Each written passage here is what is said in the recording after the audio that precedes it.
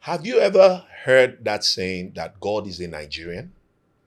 Now, if you have, it tends to suggest that because God is a Nigerian, as it's been said in that statement, that Nigeria is probably the most holy or religious nation on planet Earth. Why am I saying this? It's very simple.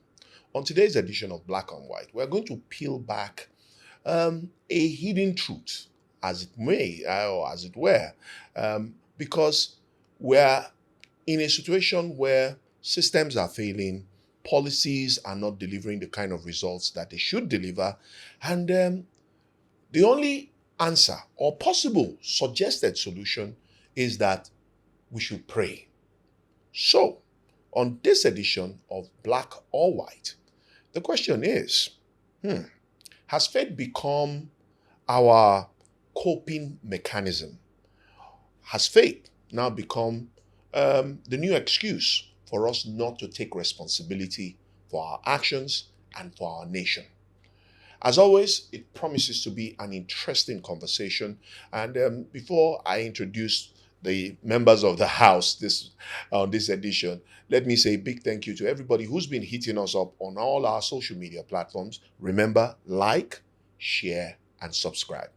Well, on my immediate left, she's back. She's back. She ate all this Salah Ram alone. Mira, it's great to have you in the house. Thank you very much.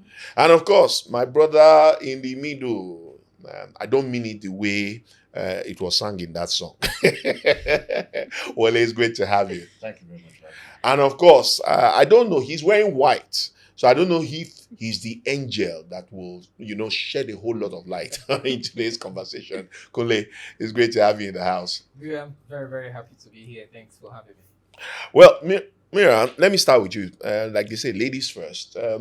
So, has faith become a coping mechanism for Nigerians? I mean, just recently, there was a news report from the Ministry of Agriculture where the minister actually suggested that Nigerians should go into prayer concerning food security. And one could understand to a certain extent with the recent developments in the food basket of Nigeria, Benue State, the killings and developments in the Plateau, Zamfara, and a host of other states. I think the minister just felt, the thing don't pass our power. We could just come and Don't pray. pass in power. So is faith becoming a coping mechanism for us?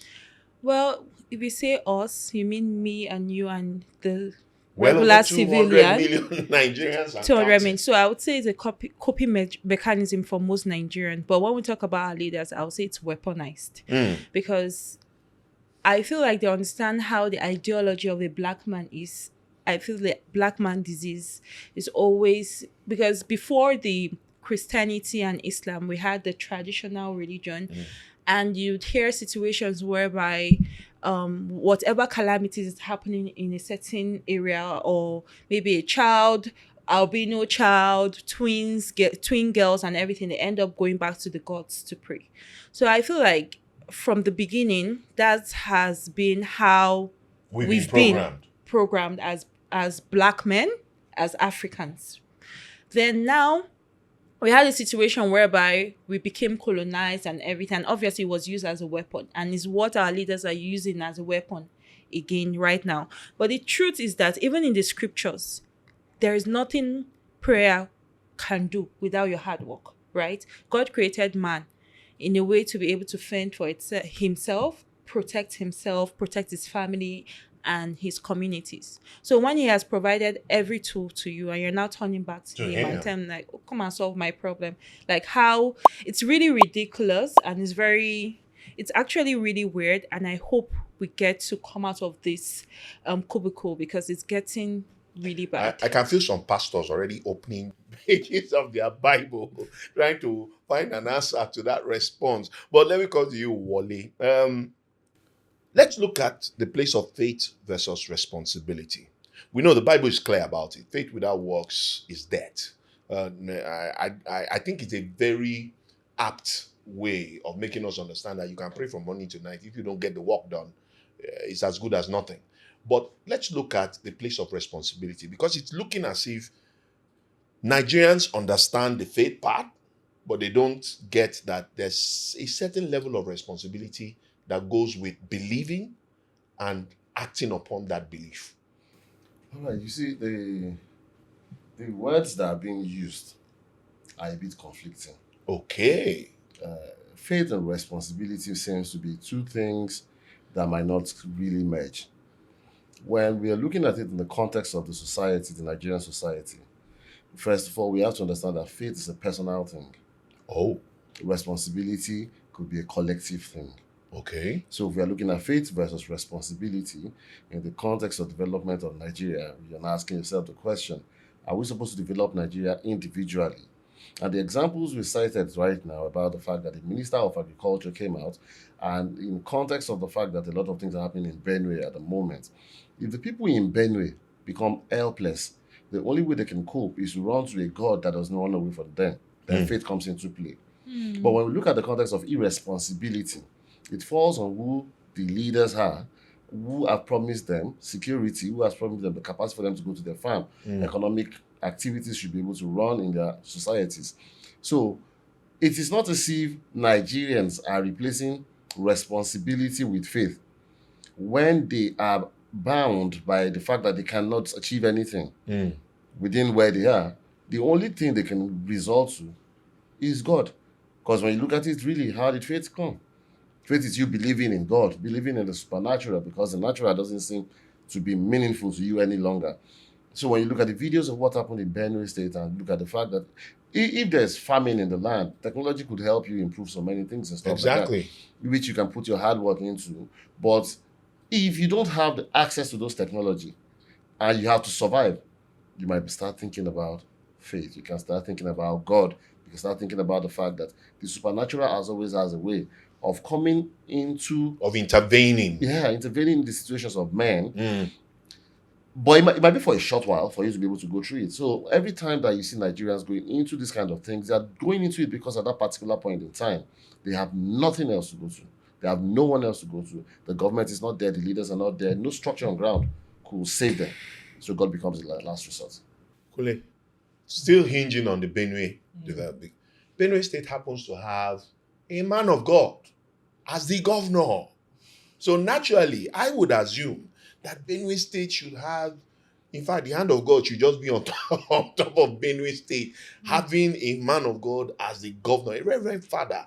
But yet, Benue State has gone through a harrowing experience. Hundreds have been killed. And it has become sadly, the negative narrative of our nation at this point in time, both nationally and internationally. Let's look at it critically. Why is it that we choose to react rather than, actually do the things that is needed? The subject of insecurity has been, it's been here like almost forever. And yet, we are where we are. And then the next thing you're seeing is condolence messages from the high and mighty and press releases. And then on top of it, what you now hear is, and let us pray that God will help us. How do you relate? How do you connect the dots with all of that? I'll tell you what, Amira was saying something earlier about faith being weaponized or something, and you can see from our history how Nigerians and our politicians, our leaders have tried to put everybody under the umbrella of God have to do everything for us. That is like a huge neglect in their responsibilities. Now, where you have when you have people praying at all time and prayer fails, then there's no hope. Do you understand? But it shouldn't be like that. We have reasons to pray when we want to pray. If we want to pray, we can pray from time to time. There's nothing stopping us. But when we put all our hopes in our prayers without action, then there's a problem. You mentioned the father is the governor of Benue State, and everybody suddenly expect that, since it's the father that is governor, The of the governor. state, Miracle there should happen. be peace, relatively, Peace, miracle, Without actions, the governor angelic has interventions. the governor has responsibilities. The citizens have responsibilities. Everybody should come into action on how to make sure things are done properly. You get what I'm saying? So if people neglect their duties and responsibilities, there's no amount of prayer that can save you from any problem. As a matter of fact, Nigerians, I think God is tired of us coming to him all the time to say, God help us, when we are not ready to help ourselves. Now you begin to ask. I think there's a narrative that you're missing, which I don't really expect a lot of people to miss. God doesn't get tired of people. He doesn't get tired of his people. Secondly, prayer works. It's just hypothesis. Prayer works. The way it works most times is what we don't know. So when people pray to God and say, God, save us, people expect something that will happen the next day and there will be salvation. But if that salvation that you're expecting is what God is going to do, that means you're just the one, you can preempt what God could do. God has a clearer version of what he wants to do. I'm not saying people should be irresponsible. I'm not saying leaders should be irresponsible. But you see, when you look at the case of Benue right now, you're not allowed to carry arms in Nigeria. When everybody says, defend yourself, if 200 youths in Benue should carry guns and start shooting, they will arrest all of them. So, when we look at the lack of proper management when it comes to governance, but we want to blame it on the fact that people that are helpless now seek God. That's the only person that can What see. happens to intelligence gathering? By You see, whom? there are a lot of actions that we can take in this situation. Sometimes we all just sit down and fold our arms, expect government to do everything when we know that our government, just like us, can be very, very irresponsible. Yeah. We Nigerians, we need to take action. And when we are talking about action, yeah. give me a minute. Let's go back to the Benue issue. The Benue issue, if you look at the footage and the videos that circulate Really on sad. what happened there, there's a lot of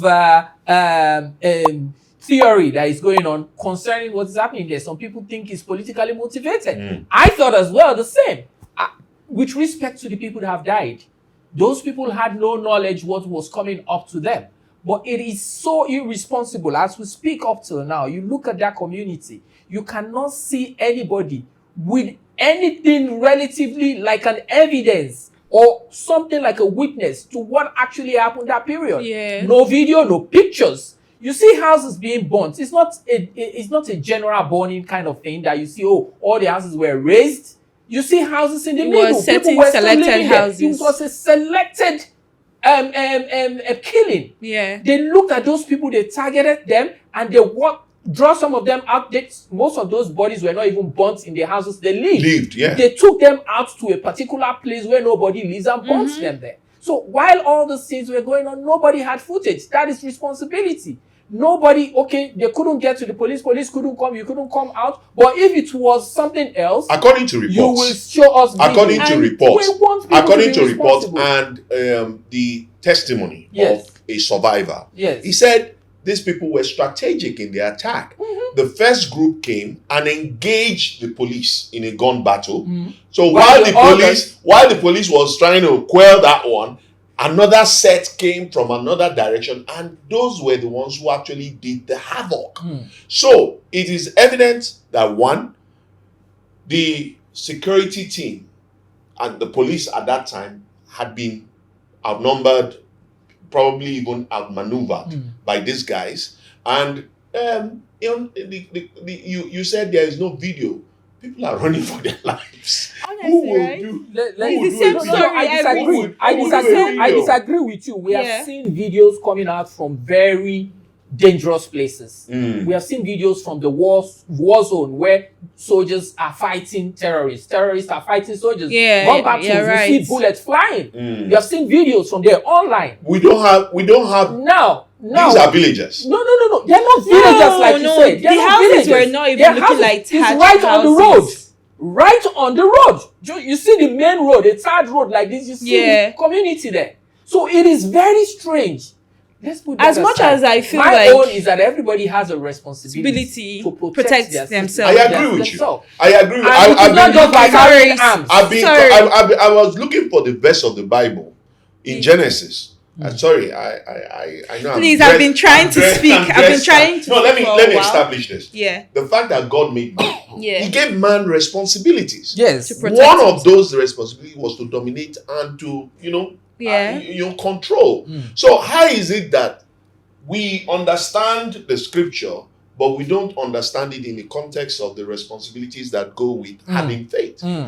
Well, I honestly, right, I feel like at this point, self-defense to an extent should be encouraged Okay. in Nigeria, even if it might be a scary kind of like permission to be given to the citizen, because we understand that a civil war could happen. But now let me What land. about the options of state policing? No, okay. And all So that's- you said something outnumbered every single time. It's the same story every single time, right?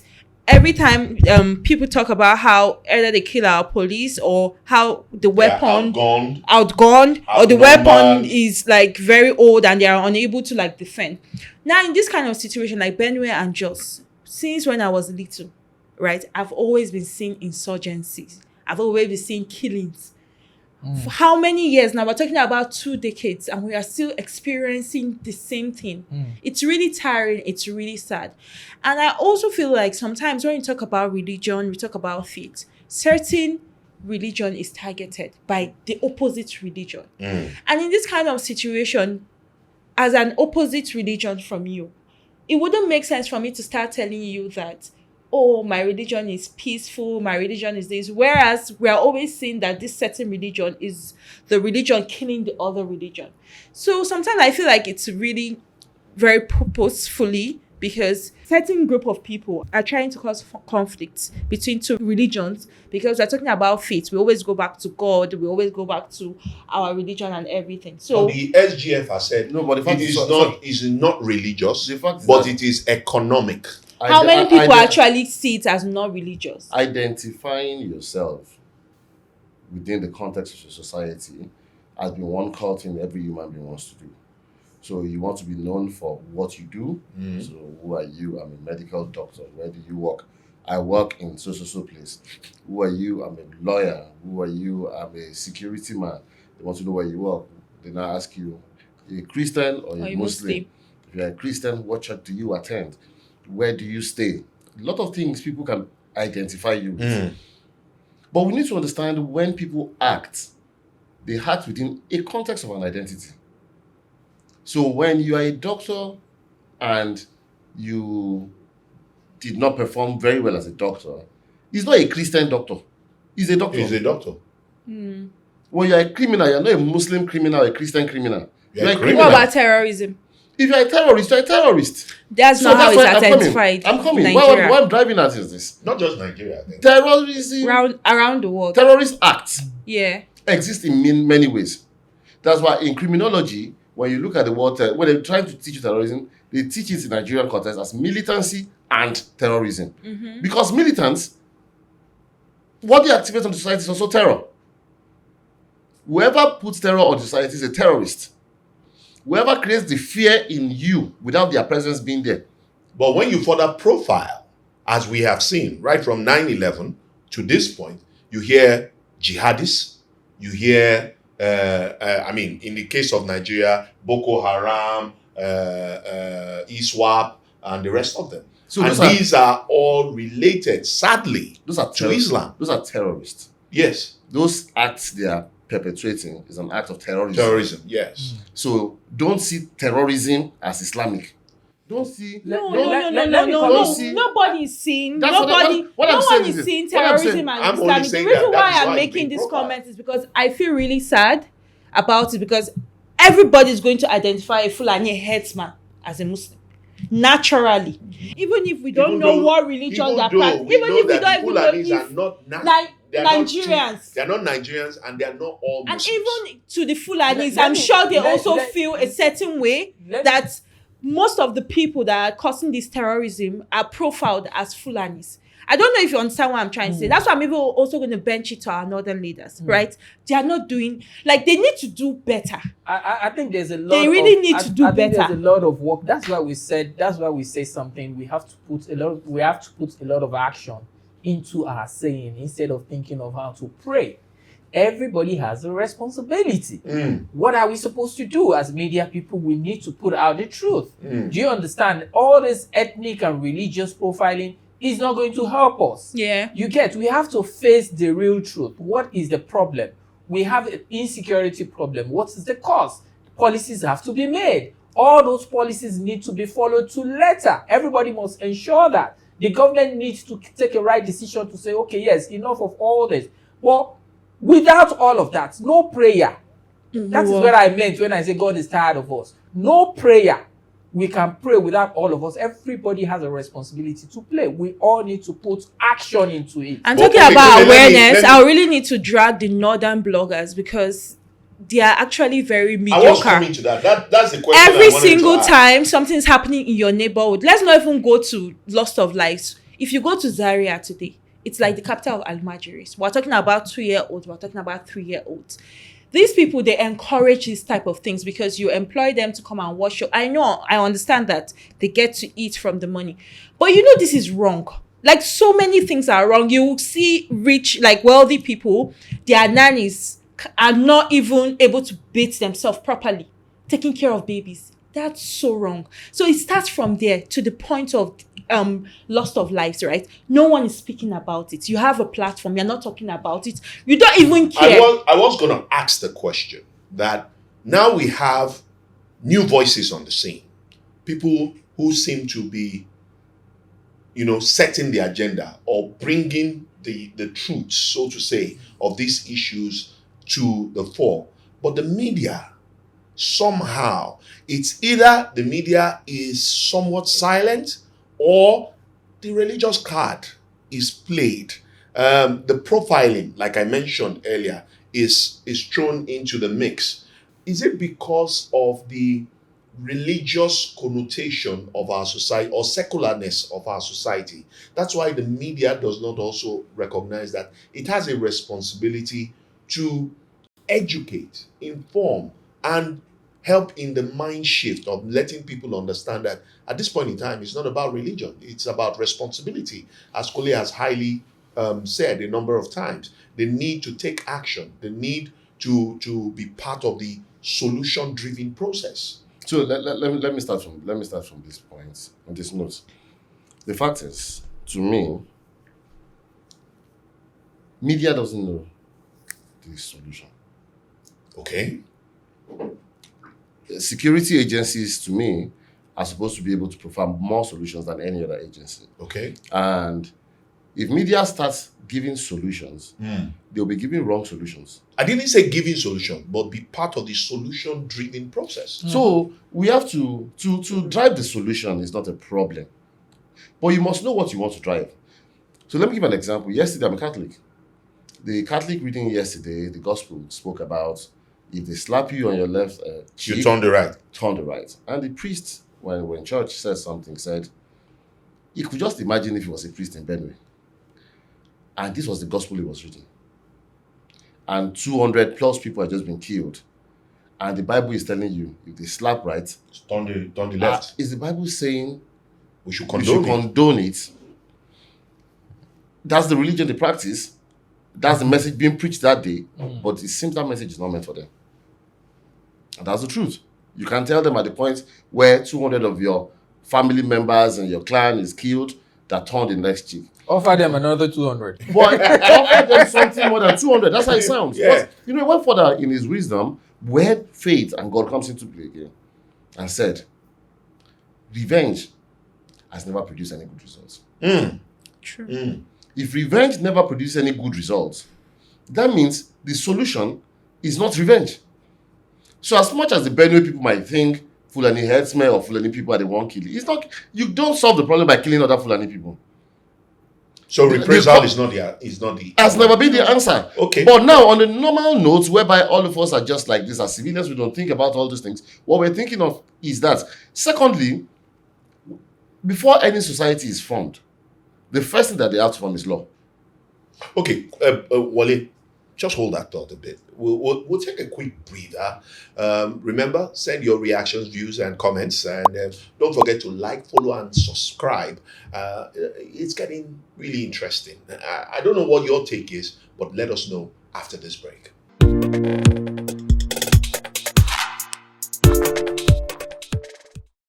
Has faith become a coping mechanism? Have we now replaced the place of responsibility with faith? And um, is God truly a Nigerian? Well, that's the conversation on today's edition of Black or White. And thank you for your comments, contributions, and reactions to the conversation here in the house. Of course, Mira, Kunle, and Wale are still very much here. Wale, you were talking about the place of law before we went on that break. Where can we really talk about the rule of law at this point? Where do you marry law and faith? Where do the citizens begin to understand that praying is not enough? So my context about the law was not even this marriage you're trying to concord. The context is about the fact that every society is built on laws. Okay. If there are no laws that guide the society, there's no society at all. So the first primary thing is the set of rules that guide society. One of it is when you have those laws and religion is introduced in society, morality becomes a core. So morality might go against legality. The fact that it's morally right might not be legally right. Now, people most times want to look at the legal perspective of every issue, forgetting the fact that there's a moral perspective. Morality makes you human. That's what really makes you human. The fact that I respect the elderly persons is because he's morally right, not legally wrong. You understand? So we have to be careful also when we're talking about this illegality, when we're talking about the fact that we should just be responsible. We might be losing our sense of morality. Faith is what still keeps morality in us. So you see, there's a protest going on right now. I saw very dark man yesterday, someone that has become like the voice of Nigerians right now. And no matter how well you want to go through that protest and stuff like that, you still have to be able to tell people to be calm. Because if they're not calm, they could go violent. Then they are going against the context of morality, and the stability of society becomes something that we cannot really fight. So they are basically going against the law. So I don't want to even use the word because law has gone against them. Right now, it seems like they're fighting back, but it becomes a revenge thing. We cannot quantify the amount of wrong that will be done if we allow them go on by fueling the anger and pain that they have for what has happened to them. So that's where faith comes into play sometimes. So when you see religious leaders trying to calm people down, preaching the gospel to them either Islamically or in Christianity, telling everybody to take things easy, let's pray for our leaders, so that the consciousness of God could bring them into this whole thing that's happening as not so good. That's where we are. Kule, I'm wondering, don't mind me, I like playing devil's advocate. Where is the God factor in a China, a world power, technological giant? Where is the God? Well, America, yes, in God we trust. They will always put the God factor, but America, I don't think Americans pray as much as Nigerians pray, but they're a world power. Same thing with other European countries. We can name them. Germany, even India. You know, I mean, I don't know about other European countries, but I know for sure that China and India, they are to a very large extent very spiritual. Even though they don't put it on top of their policies in government, they see governance as a different thing entirely. So there's a separation of state and religion. There's a level of responsibility that you are expected to follow suit. Like he said, you know, when you look at moral responsibility and then the legal responsibility, you know, there are two different things, you know. So they try to make sure that they put a kind of demarcation into those, you know, to make sure that it doesn't conflict. However, we have to understand that, you know, all of these things, whether you're morally inclined or spiritually inclined, there's policies that needs to be followed, that needs to be created for everybody to follow suit, so that we have a saner client like others. You know, you can pray as much as you want. If you have decided not to change, Islamically, there's a verse in the Quran that says God will not change the situation of people that have refused to change themselves. Are you getting me? You can imagine that quote. It's not going to change the situation if you have refused to change yourself. So no amount of prayers that you put together, if you like fast 1,000 years and you have decided not to change your position, it's going to be like, you know, a roller coaster. You're not going to get anything out of it. So we need to start putting action into what we're doing. We need to hold people accountable for what they're supposed to do. Now, the media, like I said, the media, every citizens need to play their part.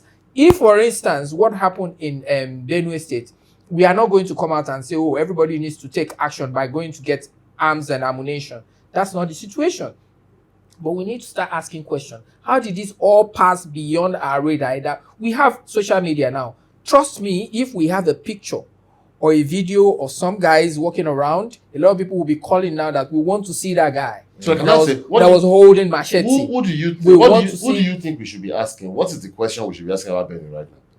No, that's the question is that how responsible are we in our community and society? So are you blaming the Benue people? We are not holding one person responsible. Are you blaming We the are Benue holding people? ourselves accountable. Everybody is has accountable. question. Yes, it's accountable. We cannot hold one person responsible and say, oh, it's just government. Oh, it's just the people. Oh, it's just the Fulani headsmen. No, you can't do that. Even the Fulani headsmen that everybody is shouting, nobody has seen any evidence that shows that it's Fulani headsmen. Now, it could be other people.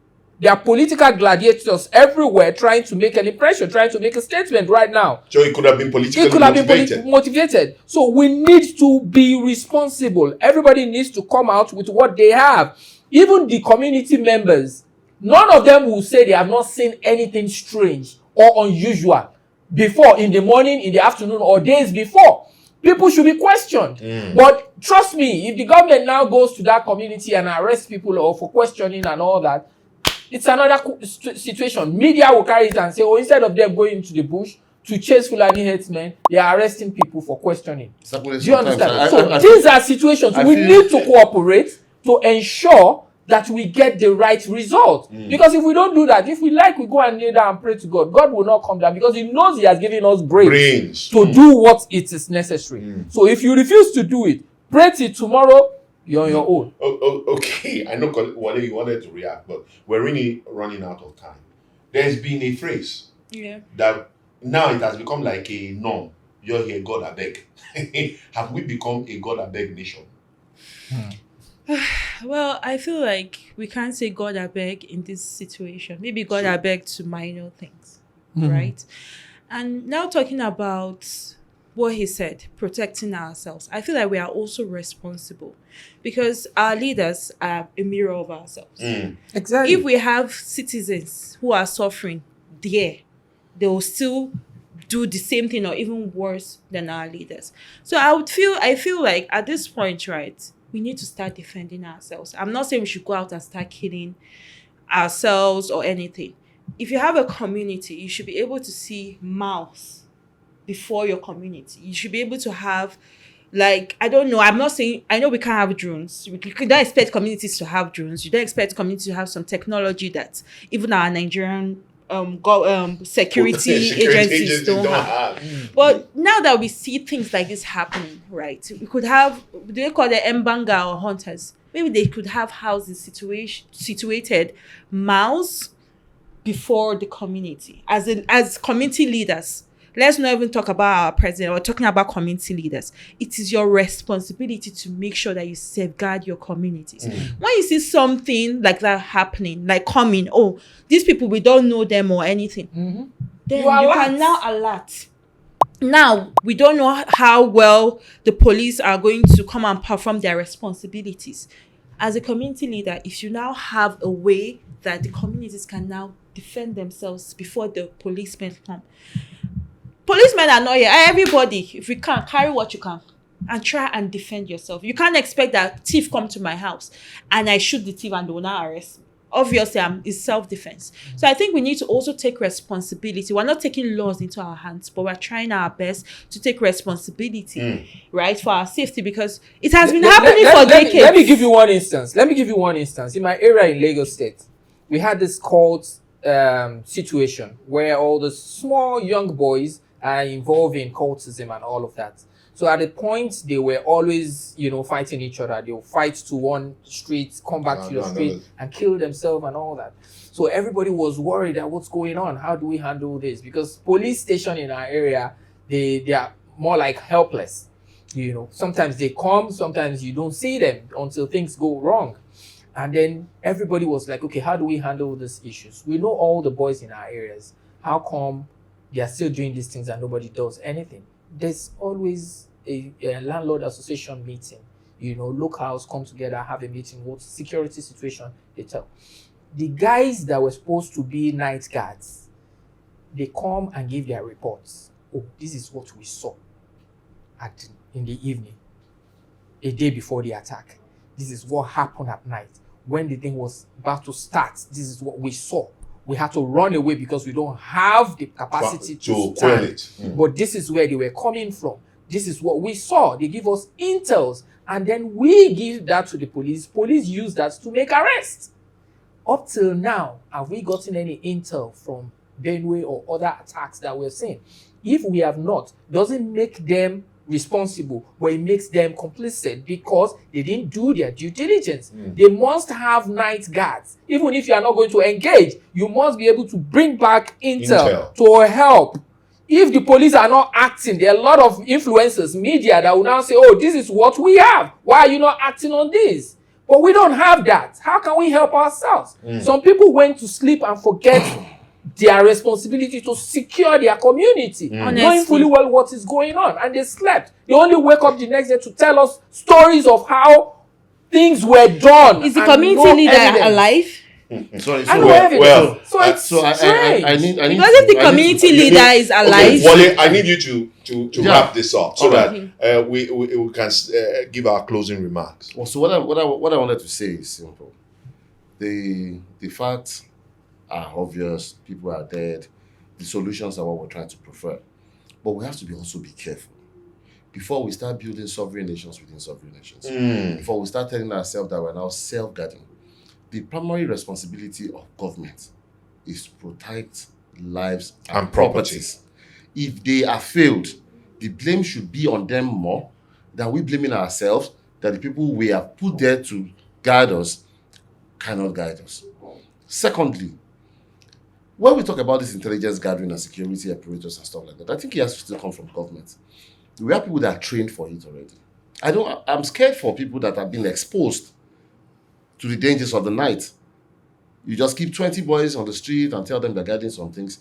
If these people that are coming to attack are well trained, they will take everybody out.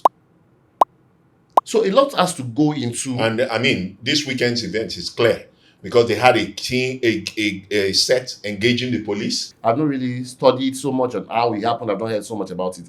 You see, the House of Rep member from Benue State was on TV and he made comments about the fact that the governor is not carrying the other party along. So it's evident that in Benue State, the governor and the SGF are in the same party, but there's a division. At loggerheads. And they are believing that it's because there's a division, that's why they cannot come together to safeguard the people. So if you're looking at faith or irresponsibility, I call it irresponsibility on the part of government.